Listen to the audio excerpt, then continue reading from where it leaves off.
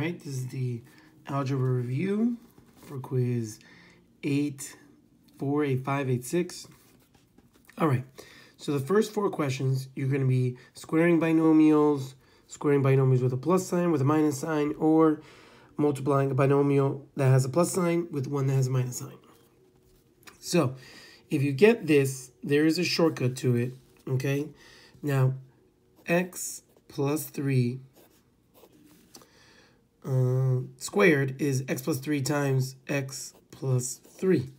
Now, if you know the shortcut, you know that you just square the first number, square the last number, then in the middle, it's x times 3 times 2, which gives you 6x. This is the answer. But if you don't know, then you have to take the longer steps, which is fine because you'll get the right answer. So you do x times x, which gives you x squared. Then you do x times 3. So you've done the distributive property with the x, and that gives you 3x. Then you do the distributive property with the 3 times x, that gives you 3x. And then 3 times 3 gives you 9. Now, combine like terms here, and you're going to get the 6x. The 9 comes down, the x squared comes down, and this is your final answer. All right, now over here, y minus 2 squared. Now, if you know the shortcut, the answer is y squared, and then this is negative 2 squared, which will give you 4, and then y times negative 2 is negative 2y squared, times 2. It's going to give me negative 4y over here. And that's the answer. But if you don't know the shortcut, you have to do y minus 2 times y minus 2.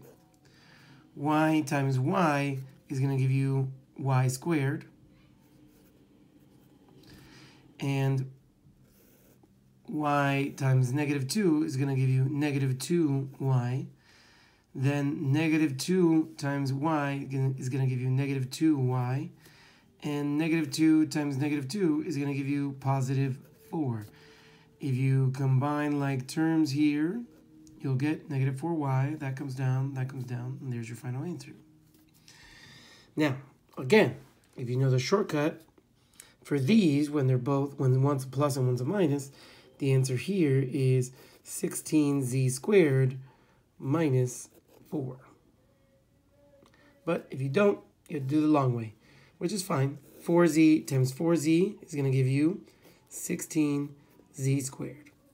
Then 4z times negative 2 is going to give you negative 8z.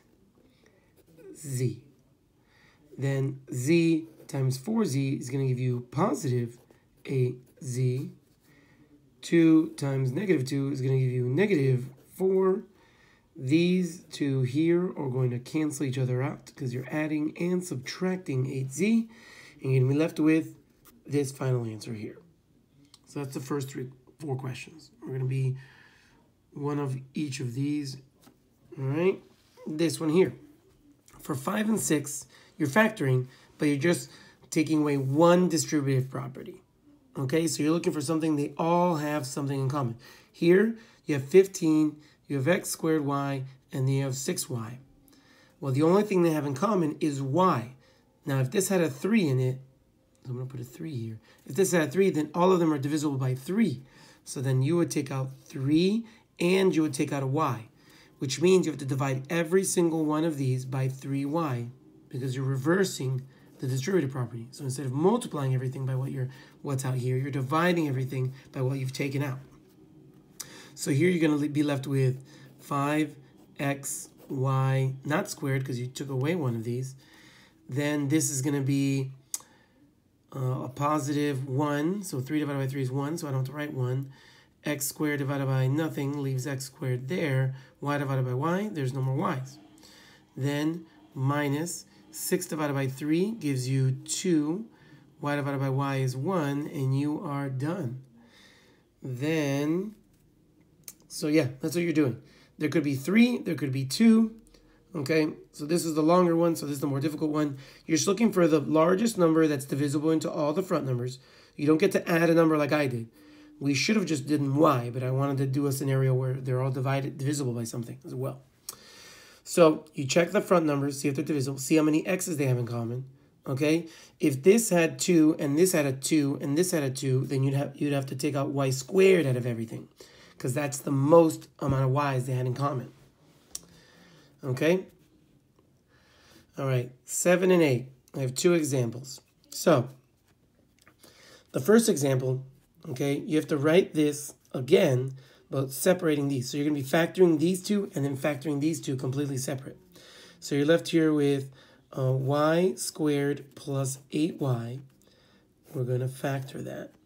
And then here, we're going to factor this. We're going to put a plus sign in between.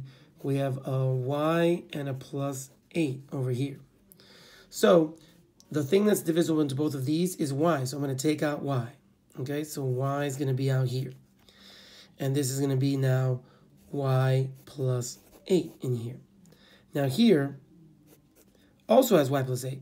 I don't have to factor anything because they don't have anything in common. So what's out here, what's next to the parentheses when there's nothing there, is a 1. Okay, so if that ever happens, where you don't have to do anything to this side, now that this and this are the same, I know I've done a good job. And now I've brought it down. There was going to be nothing here, so I put a 1, because there was always a 1 next to there. So now you just write this and this in one parentheses. So it's y plus 1. And then y plus 8 in the other parentheses. Y plus 8 in the other parentheses. And you're done. Easy. All right, let's factor this one. Again, we're going to separate this, and we're going to separate this other thing over here with a plus sign in between. So now we're going to write y squared plus 2y plus negative 4y minus 8. We're going to look for what they have in common. They have a y in common, so I'm going to take a y out. Let's have the y plus 2. Here they have a 4 in common. But if I take out a 4, the signs are going to be wrong. So what I'm going to take out is a negative 4. So a negative 4 is what I'm taking out. So this is going to be left with y, and this is going to be left with a plus 2, sorry. So now we have y plus 2 in here, y plus 2 in here. I've done a good job. Now I just write y plus minus 4, which I don't like, so we're going to write it as y minus 4. Then y plus 2. And you're done. That's how you factor those. All right?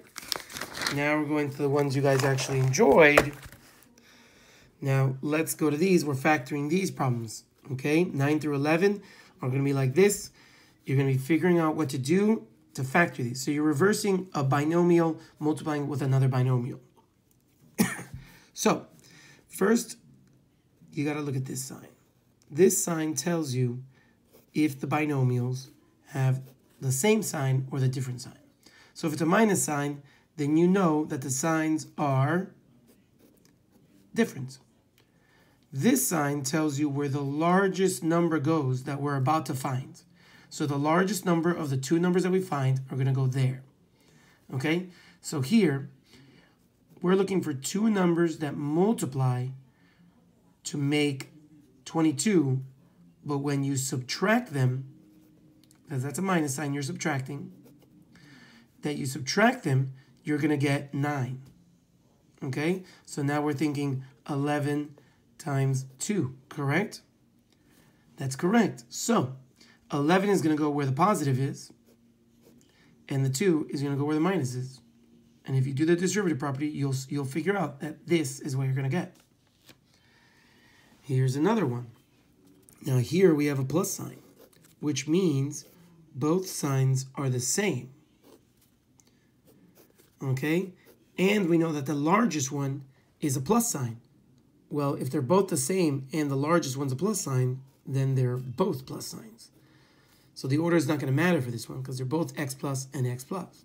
So now we just have to figure out a number that when you multiply them makes 6, but when you add them, because that's a plus sign, they make 5. 3 and 2 are these numbers. Okay? Here's another one. The signs are going to be the same. Okay? So we know that it's x and x, and that the signs are going to be the same. And that the largest number is going to be minus. Well, if they're the same, and the largest one is minus, that means both of them are minus. So we're looking for two numbers that when you multiply them together, make 16, but when you add them, they make 10. So we're thinking 8 and 2. 8 and 2. All right.